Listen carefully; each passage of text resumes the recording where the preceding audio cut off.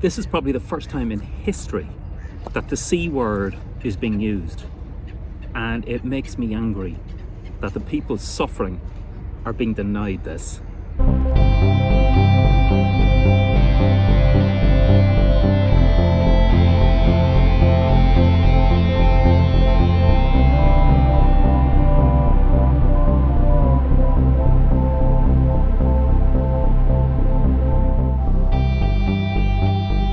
A month or two ago, I first became aware of the existence of ketamine as a treatment for depression, anxiety, PTSD, and many other mental disorders. And I was initially intrigued, and then the more I read about it, the more I researched about it, the more shocked I became that we seem to have a cure for many of those illnesses. And I don't use that term lightly, because we are always told that depression and anxiety and all these disorders are treated, not cured. And a lot of people would say, and it's either a conspiracy theory or just a normal theory, that the pharmacological industry purely wants to treat you and does not want to cure you, because there's no profit in curing somebody. You are losing a customer. They just want to treat you for life. And there's a lot of evidence to back that up. A lot of the SSRIs that we're given, we're told they're not addictive, and in my experience that's true, that's the case. However, you are told in kind of code that really you will be taking these things for life. So the code that's used by a lot of doctors is that you will go on a certain dosage for maintenance. What maintenance means, really, as far as I can glean, is you are on this for life. And that's fine if that is working for the person, but there are some shocking statistics about SSRIs, and I have taken pretty much all of them, and I've done plenty of reviews on this channel of the various different types and the advantages, disadvantages, side effects, and so on. SSRIs certainly do have their place. However, there are some shocking statistics about SSRIs. 30%, almost a third of people out there get nothing. Zero reaction from SSRIs. And that is pretty shocking. There must be few drug treatments in the world with that level of failure rate. Pretty abysmal, and it's appalling, that failure rate. So people are getting nothing. They're suffering on with nothing. But not only that, there are massive side effects to these things, and so people are not only getting nothing, but they're getting side effects, which in some cases are making them worse. They're making them sick, giving them headaches, making them exhausted, unable to get out of bed. All of those things. Now, I don't want to be purely negative on SSRIs, because as I've said in the reviews, some of my experiences have been positive, and I hope some of yours will and have been positive as well. In that context, and I've become accustomed to using SSRIs and thinking that they are the only thing out there, and I would often talk to doctors and say, look, is there anything new? Is there anything new out there? I mean, I know you're giving me a repeat prescription for the same crap here, but anything new out there? And the answer pretty much would be no. So independently, I came up with this shocking discovery for me, that ketamine is turning people's lives around. People who have been dysfunctional all their lives, they've been taking ketamine infusions, and suddenly they've a zest for life back. They're setting up businesses. They've an energy that they'd never had before. They now have a sense of freedom, a sense of optimism, and all of that. And I have been dumbfounded that this cure is out there, and the flip side of that is that it's not available to 99% of the people in the world. Why is that? Well, a number of reasons. Certainly here in Ireland, it's not available to pretty much anybody.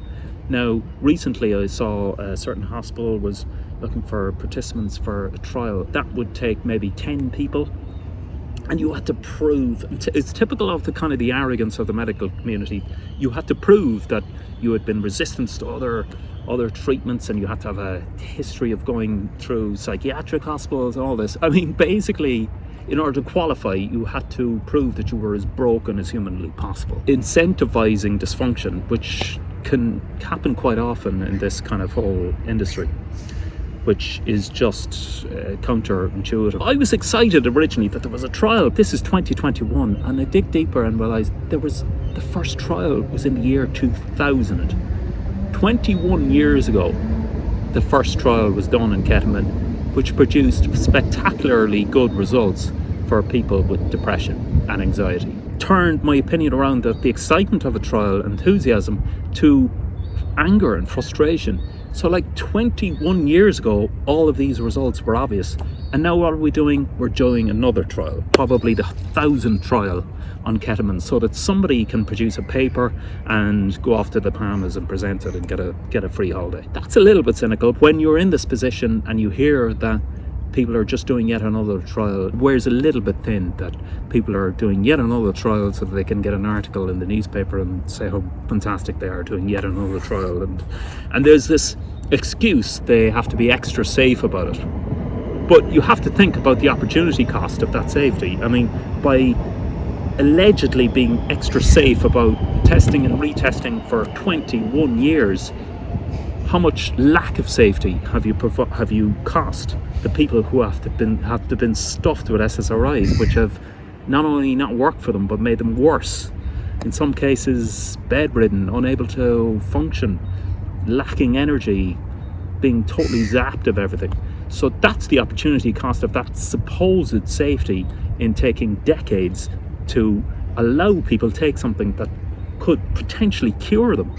The idea, the notion that there's a cure out there is mind-boggling, and that it's being prevented from the general public. Culture in our attitude towards drugs, and the more I research it and the more I think about it, I think as a prediction in 20, maybe 50 years' time, a lot of the drugs that are legalized today and prescribed today are going to be illegal, I think. And a lot of the drugs that are illegal today may very well be legal, because we appear to have made illegal drugs which are naturally grown and naturally sourced, and we've deemed them dangerous and addictive and so on. And these other drugs, such as SSRIs, they're produced in factories, there's absolutely nothing natural about them, have produced some pretty catastrophic results in some cases. We deem them to be okay, not just okay, but we make them legal and we prescribe them. And I wonder if in 20 years' time there's going to be a complete flip and reversal of policy in relation to this. And a lot of drugs which we've deemed dangerous, if provided under a sensible, in a pure form where they're not mixed by criminals full of poisonous rubbish, then it is possible that they could produce a positive result for some people. And ketamine is one of them. So ketamine, for whatever reason, we decided to criminalize. It's an anesthetic, so it's used in hospitals, and probably accidentally there was a discovery that it had a positive result for people with depression and anxiety. Because there is no FDA approval. There is FDA approval, Food and Drug Administration approval, for it to be used as an anesthetic. It's listed by the WHO as one of the most essential drugs in the world as a result. So it has to be made available to hospitals. But it can only be used off-label for mental illness. And what that means, of course, is that insurance companies have an excuse not to sponsor it if you do take it, for the tiny fraction of people in the world who probably can have access to it for mental illness. So it's used off-label. In other words, it's not approved, and it has to go through decades of people prevaricating before it'll be given to the people who could be curing. And of course, there is a sort of a capitalist trap to all of this, in that in order for a drug to get FDA approval, it takes billions of dollars, and pharmaceutical companies will invest those billions if they get a patent at the end of it, monetize or capitalize on that drug as an asset for 10-20 years and squeeze the profit out of it in order to recoup the billions and get a profit. That's fair enough for most products. That is fine for TVs, DVDs, videos, phones, laptops, for consumables, for optional products like that. But for an essential health product, it is a bit criminal to restrict a product which could be turning people's lives around to purely a profit motive. And there is something particularly rotten about that. So that is why there is no approval for ketamine for mental illness alleviation, despite the promising results on that. And if somebody has to come along with billions of dollars to go through that FDA approval before it comes out the other end. SSRIs have serious side effects. I mean, I've talked about those in previous videos. I mean, Luckily, I've been okay with them and I've tolerated most of them, but it appears ketamine has almost none. People take it and are perfectly tolerant to it and get fantastic results from it. And SSRIs then take 6 weeks to work, and that is probably the most damning indictment of them. Any drug that takes up to 6 weeks to work, particularly if you're in a real hole, that is just not acceptable. Just doesn't work. Whereas ketamine seems to work instantaneously, but you see people going into clinics and they are feeling fantastic when they emerge next day, and within a week the effects are there and the benefit is there, and they usually take them in cycles of 6 weeks and twice a week, and some people report being better for a year or 2 years later. Now the cost is an issue for that, and the cost is up to £6,000 I think in England, so possibly up to €8,000 or €9,000. And that's another kind of sickening aspect of it as well. It means even less people are going to have access to it, even when it is deregulated. And part of that problem is the regulation problem itself. False impression that they're trying to worry about patient safety, when really by delaying it, they're disimproving patient safety. They're putting people out there taking stuff that's not curing them and just treating them and prolonging the misery. But because of that regulation and that paranoia about it and the willingness to restrict it and put every barrier in the way, that's driving up the cost, and it's making sure there's as little competition as possible and there's just a small cartel of people who are able to provide it in clinics. If it was widely available, I have no doubt that a treatment of ketamine would probably be as little as €50, maybe even €10-20. It's a drug which is freely available. Anybody can synthesize it in a lab. There is no patent, and I'm sure it would be at minimum cost if we had proper, open, free and access to it. And okay, the other argument for that would be that, the safety and the side effects and all this kind of thing and the addictive nature of it. But ketamine is, and the more I've researched it, the more I'm finding that it's a reasonably safe drug with not very high addictive properties. But just because it has been abused before as a street drug, that has given the kind of bad name to it, and it's given people an excuse to look on it as kind of a dark street drug that shouldn't be adopted by respectable people. And I think that's what's held it back for so long, which is really frustrating. And because I've been indoctrinated by that when I first heard about it, that was my opinion, that was my sort of dogma about it coming out, and it's total rubbish.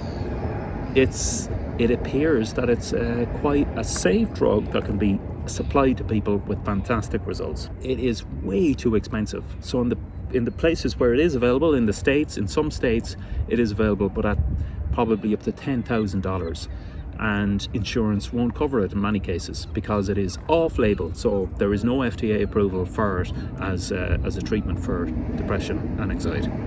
So that is a frustration. The more I read about this, the more I realise, and the word cure is just so tantalising, that there is a cure out there almost certainly for this. That is tantalising, and it is just, I have to see this. I'm determined to see this introduced in Ireland, and I'll do everything that I can to make sure that it is, for people who desperately need it. For every month that goes by, and every year that goes by, and decade that goes by with people prevaricating about this, then people are suffering in silence. And some of the most vulnerable people who can campaign for them on their own behalf are silenced and are suffering as a result of this not being available. And we saw in the case of in the coronavirus, the vaccine was available within, I don't know how many months, 12 months. And this, I would argue, is probably more important, because the more people are dying through suicide than would ever die through C19. Despite all of the hysteria over it, their suicide is one of the biggest causes of death, certainly for men under 30, or is it under 35? I think it's the main cause of death. And I was reading also that depression is the #1 illness worldwide now, which is incredible. It has surpassed AIDS and all other diseases to now be the number one illness which is affecting people worldwide. And anxiety is another one that is affecting something like 30 million adults or all people in America, which is just, it's the number one illness in that country as well. So it is absolutely urgent that something that is producing such promising results is more available to people and freely available and available on insurance, because this is going to cost much less in the long run, because SSRIs, I'm sure, are costing, when they're on patent, are probably costing a fortune. I mean, billions is what they take to synthesize and get FDA approval, and all of that has to be recouped over the 20-year life cycle of the patent. Not the case with ketamine. It'll be cheap, freely available, and I think that's what scares people. But we need this. If there's a cure out there, God, we need it.